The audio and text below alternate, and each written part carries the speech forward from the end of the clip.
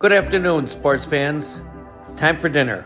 Mel and I are going to make a mushroom and chive salad with tuna, and we're going to take you through it, and stay tuned. Here's our ingredients. We have our tuna from Whole Foods, Dijon mustard, some sherry vinegar, Marsala cooking wine, our green onions and chives, mushrooms, and some thyme.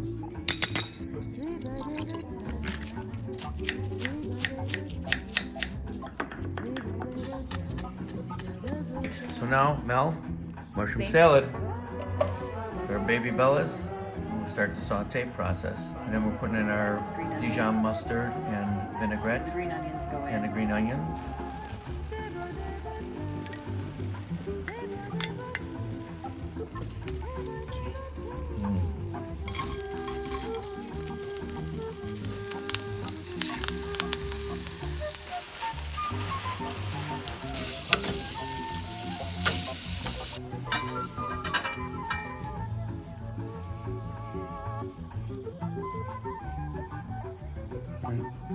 That's how it should be cooked, gang.